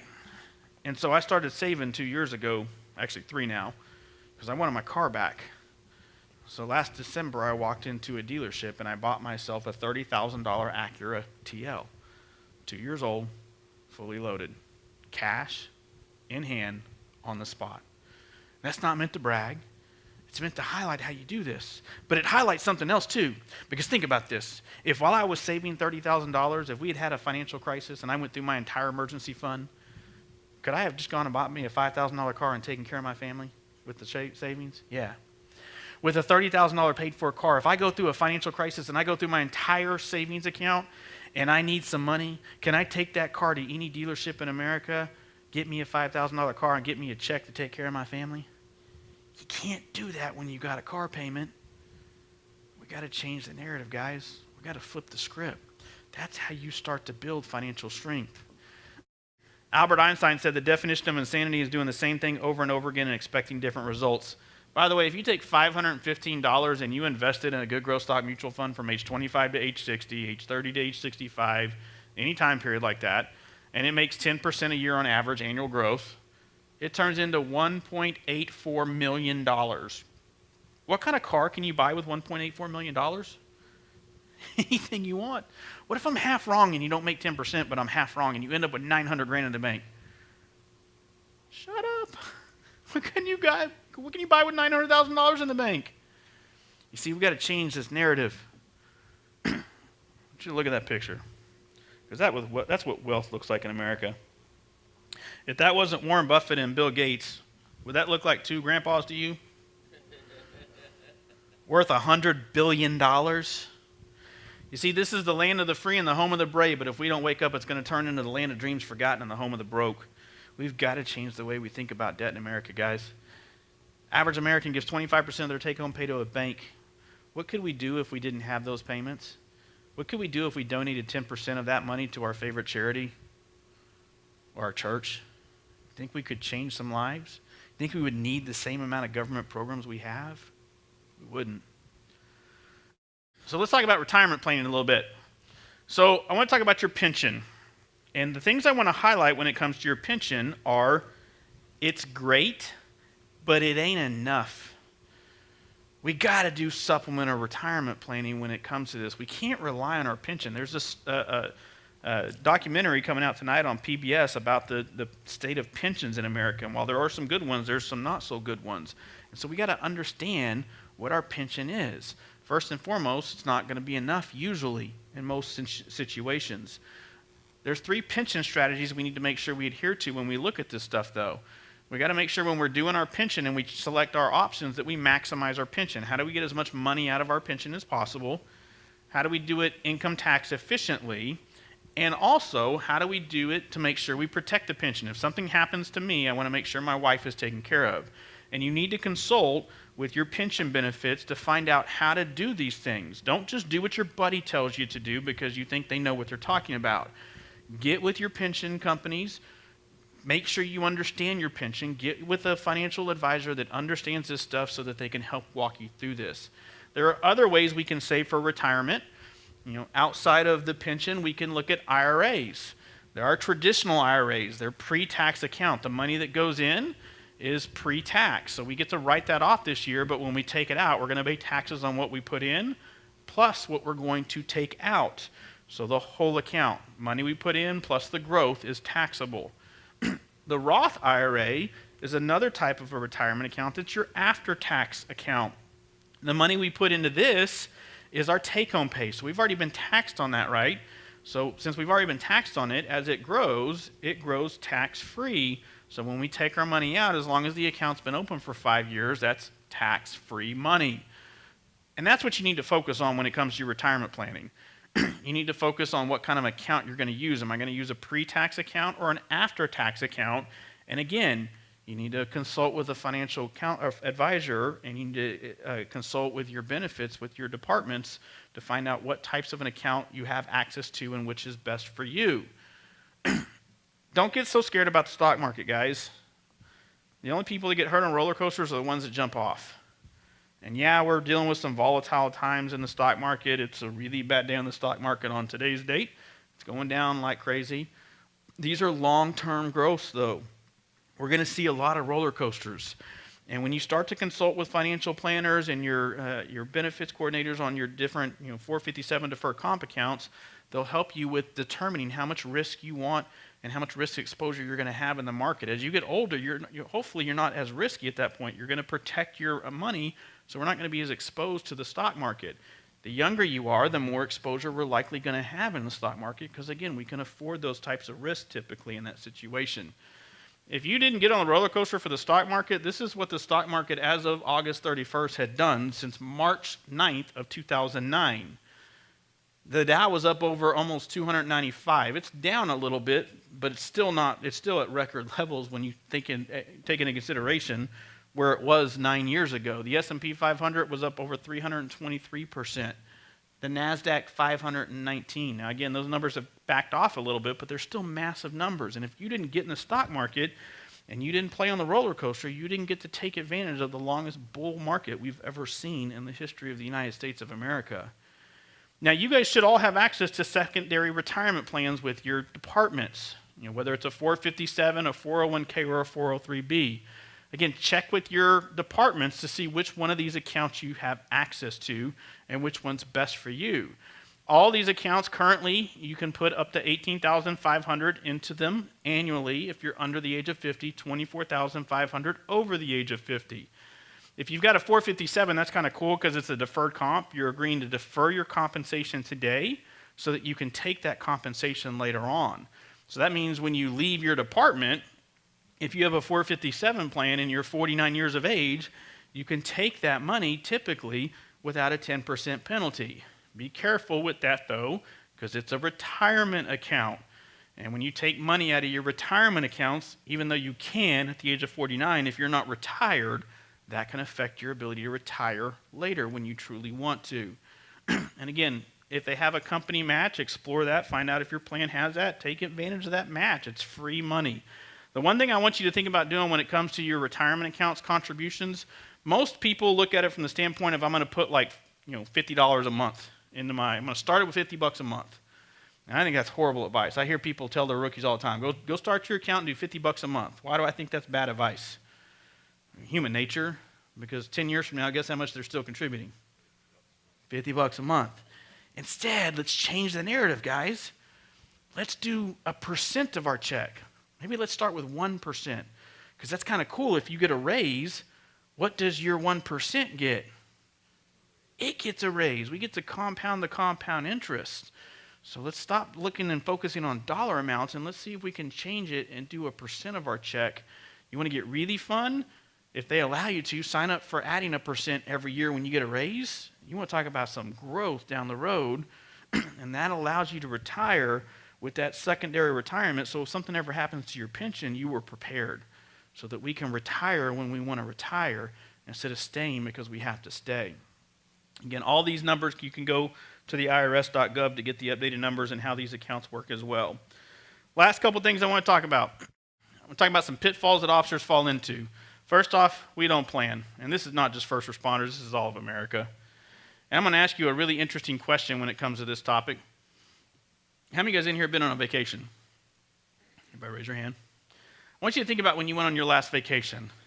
How much time did you put into planning that vacation? A lot. Where are you going to go? What airline? What hotel? What shore excursions? When? You even planned the last week beforehand, so you had everything done before you even got to the vacation, right? Now I want you to compare that. How much time did you spend planning your budget for the month of October? I bet it wasn't even close. Here's the thing, guys. Guess what happens if we start putting more energy into planning our monthly budget? Guess what we get to plan more of? Vacations. We got to change the script. Because when you make your money work for you and you plan for that, you find the money to do other really fun things. Toys in our expensive purchases and vacations. You know what the difference is between guys going on a shopping spree and girls, right? We come home with boats. We buy big toys. My wife walks in with a bag full of clothes from the mall, and I give her the look, and she's like, shut up. I know what you spent on speakers in that media room. Old habits die hard. She's right, though. No matter how much she goes shopping, it never equals one of my toys. We buy big things, so we got to talk about that. You got to recognize that. We talked about separate accounts earlier. Overtime and part-time jobs to pay the monthly bills. This is a big one. See, we get to work unlimited overtime in Grand Prairie because of that traffic enforcement program, but the city screwed up one year and they misfunded it. And all us top step earners got called into the assistant chief's office in June, and we got told, "Hey guys, we screwed up. You can only work 5 hours a week for the rest of the year." It looked like some ghost in that room. I got called in separately, and the assistant chief says, "Nick, you gonna be okay?" And I said, "Sir, with all due respect, thank you for the vacation." He says, "What? You work a lot of overtime?" I said, "I do, but I've been debt-free for a couple years now. My wife works during the day, so I still work overtime. Might as well." I said, "You know how everybody makes fun of me because I go on all these vacations every year? Overtime." So you know how I bought my first house?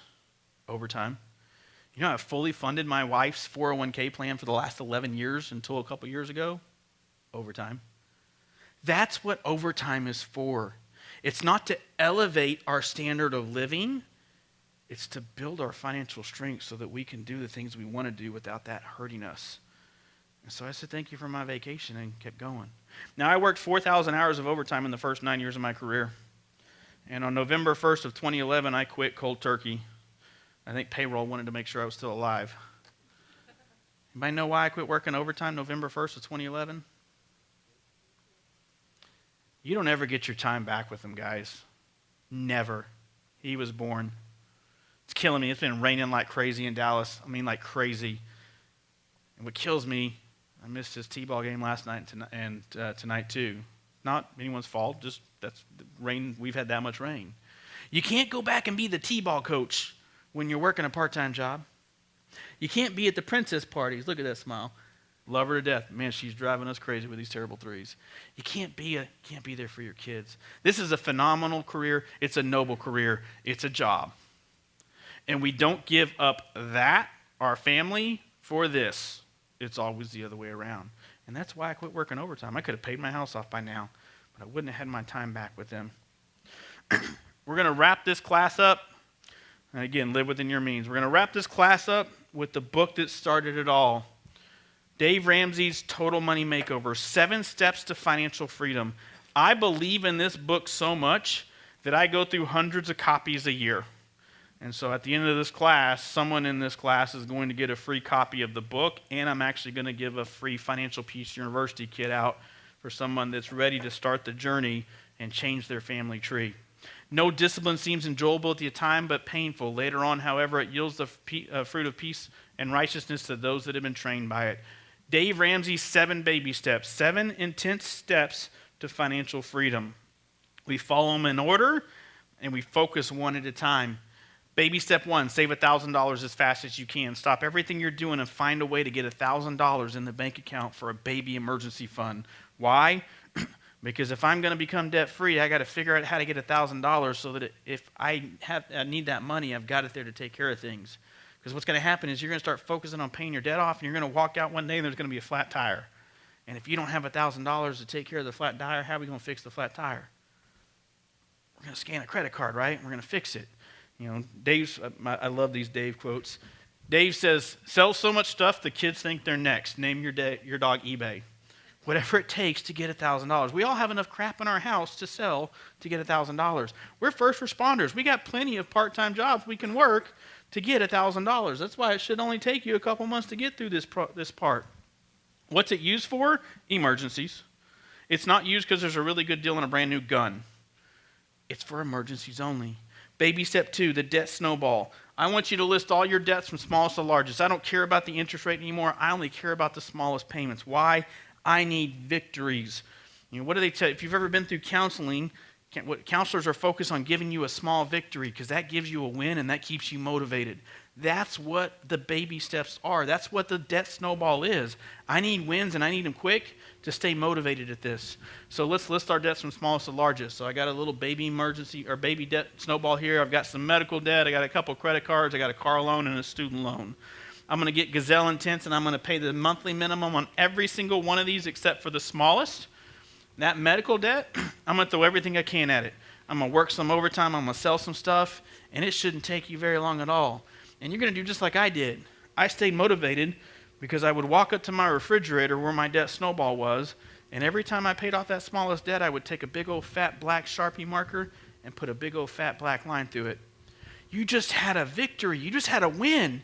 You just went from 5 debts to 4, and now the snowball can take effect. What happens to the snowballs as it goes downhill? It gets bigger, right? So we freed up $50 a month. We can now take that $50 a month. We can roll it into the next one. Now we got $120 to pay the credit card.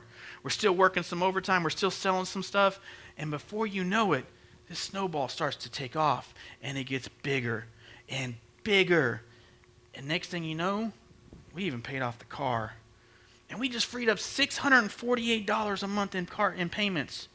Here's the cool thing, is if at this point in time you have a little bit of an emergency, can you use that $1,000 emergency fund, tap your brakes on the snowball, and use the $648 in freed up income every month to get you through that? You bet you can. Can't do that when you're trying to pay everything off at once. And then you thought you were never going to get rid of Sally Mae. You want to talk about throwing some money at a debt? Throw $900 at a debt and see how fast that bad boy goes. For some of you, this debt snowball is going to get big. My debt list was so long, by the end of it, I was writing checks for $3,000 and $4,000 a month because I was that far in debt. And I knocked out some big debt really quick towards the end, and it was easy. Instead of looking at $25,000 and going, how am I going to pay it? When you're writing a check for $3,000 a month, you start to go, man, this is only this go quick. It's the second longest step to get through. It should take you no longer than 18 to 24 months to get through it. By the way, if you've ever listened to Dave, people call all the time and they say, hey, Dave, what should I do with my car? You might know what he says? Sell it. As a general rule of thumb, if you can pay off all of your debt, including the car, everything but the house, in less than 24 months, you're probably okay keeping that car. If it's going to take you longer than 24 months, the car is part of the problem, and I don't want to be paying off snowball debt for 4 years, and you got to get rid of the car. That's why I got rid of that Acura. I knew there was no way I could get through this within 24 months if I kept the Acura. Again, if you live like no one else, if you drive like no one else, you get to live and drive like no one else. Can't really see that very good, but it says, oftentimes the ability to push through fear is the only thing that separates those that succeed between those that fail. Welcome to being debt-free. Baby step 3, fully fund the emergency fund. I want you to take every extra dollar you can, and I want you, now that we're debt-free, and I want you to save a 3 to 6 month emergency fund. So which should you have? Well, if you've got a dual income family, you could be okay with the 3 month, but you got to do what you feel is comfortable for you. If you're a single person, probably need closer to a 6 month because, again, if something happens to you and you lose your job, you need enough money in the bank to take care of your bills for 6 months. You got to do what's best for your family. Some families feel like 6 months is better than 3 months. It's all what makes you feel comfortable. And it allows you to cover the unexpected when the unexpected occurs. Hey, Nick, Murphy here. December 1st, 2018. I hope you got some money. Carrie's pulling her Tahoe out of the driveway, and underneath the Tahoe is a puddle of oil. It's a 10-year-old Tahoe. $1,500 later, Tahoe's fixed. Did that suck? Yeah, it sucked. Did it stress us out financially? That's what the emergency fund's for. 7 days later, the water pump goes out. $800 later, the Tahoe's fixed. Now, for the average American family, if you had to write a check for $2,300 the first 2 weeks of December, what would have happened to Christmas? Remember how I told you earlier that Christmas fund saved my butt last year? We fixed the Tahoe. We took care of Christmas. In January, we went to go start replenishing the emergency fund. Tahoe broke down again. 60 days after I wrote a check for an Acura, I wrote a check for an SUV for her. We had 2 car replacement funds. Why? She had a 10-year-old car. We knew it was coming. You know, it's pretty obvious. You got an old car. We knew it was coming. So guess what I started doing in February again? I replenished the emergency fund back to what it needed to be. And in March or April, whenever we got that done, we started making 2 car payments to ourselves again. Why? Because this will happen again one day. That's how this stuff works. It allows you to cover the unexpected when the unexpected occurs. Where do you keep it? Well, I keep a vast majority of my emergency fund in a money market account that's tied to a debit card. This is where I got Carrie to finally realize we don't need credit cards. Because we had talked about this. I said, Carrie, it's time to get rid of this last credit card. She said, well, what happens if there's an emergency, Nick? Shouldn't we keep it just in case? I'm like, Carrie, if we have a $10,000 money market account tied to a debit card, do we not kind of have a $10,000 credit card? Is it not the same thing? That's how this stuff works. So we called the credit card company. You know what they said? well, Miss Daugherty, you've got an empty balance here. Are you sure you don't want to keep this in case of an emergency? Marketing, guys. It's when you start to realize you don't need this stuff anymore. You can be successful without the credit cards. By the way, welcome to being weird, because in America, normal's broke. You know you're doing this stuff right when your friends and family make fun of you. I got to teach at a local PD in North Texas, and one of the guys that was there, he's a sergeant, and he's also was the best man at my wedding. And we talked about this, and I asked him, I said, tell the class what you thought about me when I started doing this program 13 years ago. And he's like, man, you were annoying. I didn't want to go drink beer with you. All you talked about was when you can pay that stupid Avalanche you bought off. I'm like, yeah, you're right. That was pretty annoying. I was pretty hardcore on this stuff. I said, tell him what you think about this stuff now. He got real quiet, and he says, man, I wish I'd listened to you back then. That's how you know you're doing this stuff right. By the way, this is the point now where you can tap the brakes. It's time to have a little bit of fun. It's time to live like no one else. You're debt-free, and you got a fully funded emergency fund. Me and Carrie went on our first vacation that we wrote a check for. We went on a cruise. Anybody been on a cruise? I love cruises. I hate the first day of a cruise with a passion. You see, first day of the cruise, your wife, we're waiting for the bags, your wife walks over to the side table, and she brings this pretty little piece of paper over to you, and she says, hey, Nick, what day of the week should I book my spa treatments? I used to look down at that piece of paper and go, you mean to tell me you're going to pay someone $185 to rub your back for 55 minutes? Turn around. I don't suggest you say that, by the way. You see, I never used to get stressed out at the fact that it was $185. The number didn't bother me. Ironically, $185 almost equaled exactly 6 hours of overtime for me. Because I used to look at that, and in my head, that wasn't $185. That was 18 seatbelt tickets I had to write on traffic enforcement next week to pay for a massage. When you're debt-free and you have an emergency fund, you don't care about that stuff anymore. You just pay it and do it. You want to go to a $50 steakhouse? Go. Why? Because you earned that right. You're debt-free. It's time to start having some fun. Baby steps 4, 5, and 6 are done at the same time. Baby step 4, maximize retirement. Again, consult with a financial professional to make sure you're doing what's right for you. Dave says 15% of our gross income towards retirement savings. So we have a pension. Whatever your percentage of that is, subtract that out. Now we got to start looking at supplemental retirement plans. Do we do a Roth IRA? Do we do a traditional IRA? Do we do our 457 deferred comp, our 401k? What program do we use to get to that 15%? And again, make sure you consult with your plan administrators and or a financial professional for that. And all of a sudden, this cake tastes a whole lot better when you've got a pension and a fully funded secondary retirement plan.